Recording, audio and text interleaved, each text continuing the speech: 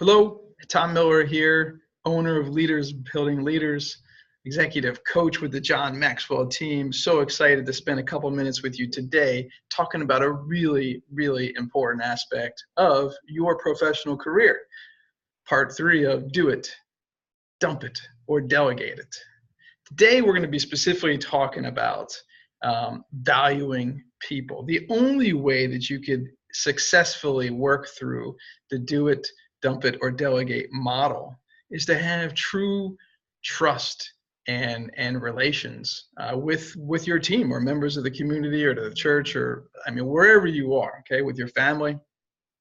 And I want you to think through this specific quote that I heard, that I read recently. It was, when one candle lights another, it doesn't lose its flame. Okay, so for those that are worried about delegation and worried about giving tasks away, you're not going to lose your flame, right? Your flame's not going to get any dimmer because you lit another flame. In fact, what you're going to do is you're going to make the room brighter because you're going to build more flames in the room, right? So I want you to think of that. I want you to take that to heart and really remember that when one candle lights another, it doesn't lose its flame. All right. So I want to share with you three questions here that I want you to think through. 3 questions I want you to think through here that John Maxwell talks about in his book, Developing the Leaders Within You 2.0, chapter 7, about servant leadership. And so this is the blind spot question. What is it like for the people who work with me? I want you to write that question down. What is it like for the people who work with me? I mean, you could certainly write your own answer, but that's not what the challenge is going to be.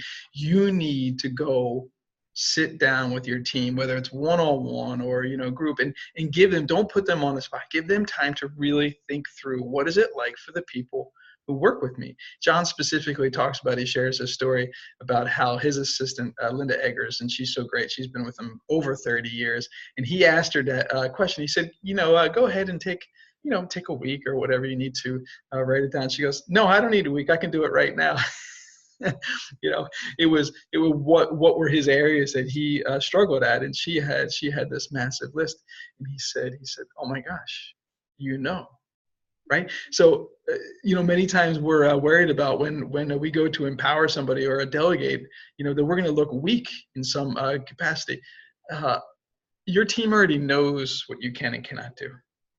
So it's okay to ask them, what is it like for the people who work with me? You need to get that feedback. You need to have better understanding so you can add better value to them, and they can help you achieve your goals. Remember what Zig Ziglar taught us, that when you help others, right? When you help others succeed, right? When you help others get what they want, they'll help you get what you want. So that's question number 1. What is it like for the people who work with me? Question 2, the adding value question. What can I do for people to help them succeed? Now, this is a big part of it. You need to know where they see themselves. Okay, what is it that fills their heart?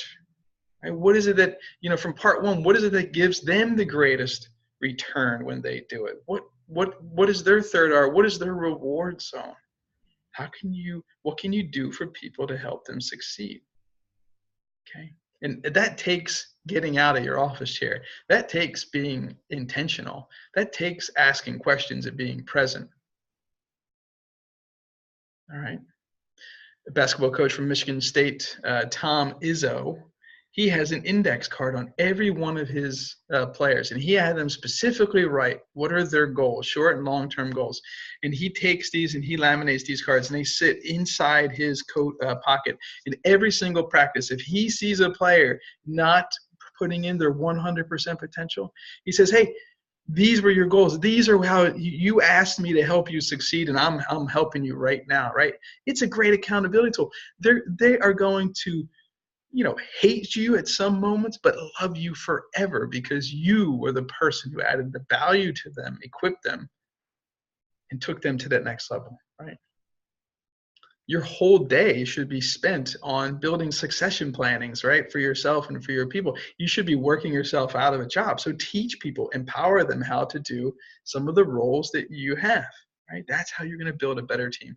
Question number 3, the everyday question, so important. What do people need from you daily that they might not be willing to ask for? You know, when I was a principal, I had an open door policy, right? And of course, there were still many times that communication didn't make it to me, or, you know, people were upset with their child. And I would always say, well, my door is always open. If you're saying my door is always open, get out of the office. Close the door. Get out and start lead by walking around. Ask questions, okay? Be intentional. Ask them, what's something you've been wanting to ask me that maybe you've been afraid to? Now, this is going to take time. You're going to have to build a relationship, because at first, with some people, they're going to be like, is this a test? Is this a quiz? I'm not really sure, right? Am I going to say the wrong thing? Get out of your office and start talking to people. Start connecting with people. All right, so those are the 3 questions. Blind spot question. What is it like for the people who are working with me? The adding value question. What can I do for people to help them succeed? And the everyday question. What can I do for, what do people need from me daily that they might not be willing to ask for? All right. So my last challenge for you is to each hour for the rest of the day today is to add value to somebody. Do something. Send a message.